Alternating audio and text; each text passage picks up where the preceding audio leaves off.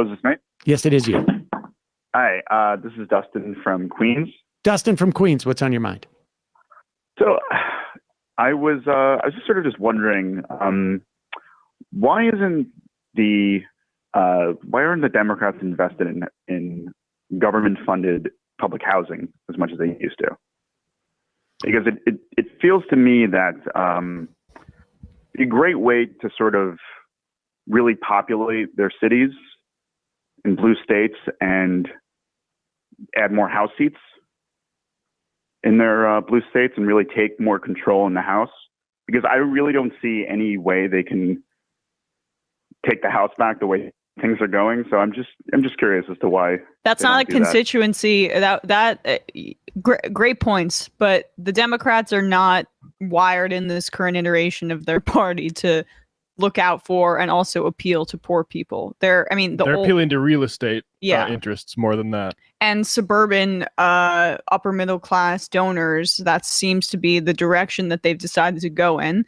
And they're like, we talk about how leadership is just ancient at this point, but they're still living in the era when public housing was a dirty word.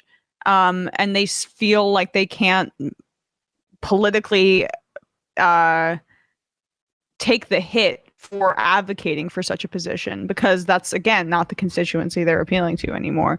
But the idea that we haven't had federal funding for public housing in decades and decades is an atrocity. And that's, that's a huge problem. So point well taken. I would also say, though, there's two things about your premise that I think is wrong. One is that Democrats do things to increase their political power when they get into office. They don't, forget about, actually like appropriating money for public housing. They don't do the most basic of stuff that wouldn't cost a dime to enhance their political power. None of that. The PRO Act even we know greater union density helps Democrats. Whatever it is, voting rights, whatever it is. But then on top of that, I'm not convinced that what you're suggesting would add to would add from a congressional standpoint, because a lot of times you already have a majority of Democrats in urban areas.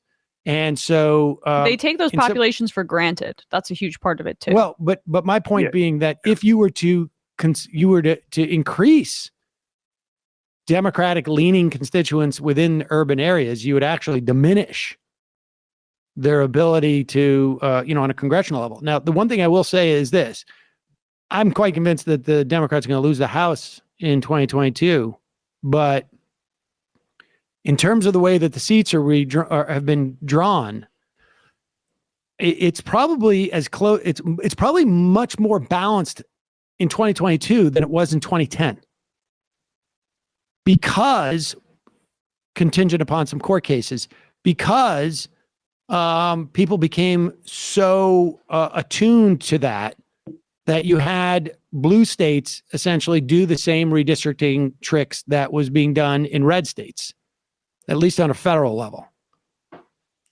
And we should also say that there are Democrats who have advocated for these things. Bernie and AOC tried to include public housing in like the Green New Deal part of like as Build Back Better was being negotiated. So that was around a year ago. Obviously, it's not going to happen, but there is a glimmer of hope of at least some members of our government who understand the necessity of public housing. Well, I just have like a quick question though. So this goes back to what Sam said about diminishing. Say like, New York City, raised wages, provided more train lines, way more public housing, built in areas that, if you've been around New York City, there are some areas where there's not like Williamsburg, and it looks like, or Long Island City or Manhattan, and it's a lot of, single family zoning or just one story commercial real estate, like, say Whitestone or College Point or so. But basically say that they decided, you know what, we want to increase our congressional footprint and we want to make things better in blue cities and blue states. and, advertise in red states where really bad stuff's happening. I mean, let's say advertise in Oklahoma where they just, passed an almost complete abortion ban. And they said, listen, come over here. We've got all this to offer you. And they did this to deep red states that had more than one House seat. And they said, come over here. And they essentially like incentivize people to leave. Democratic voters, I guess, the Republican voters are going to come here in droves, but they brought them there and people left and they went here and we added a couple of seats. Wouldn't that sort of help though? I mean, yeah, I mean, if you could get mass migration from Oklahoma to New York State, I mean, yes, I guess it would help in that regard. It would be.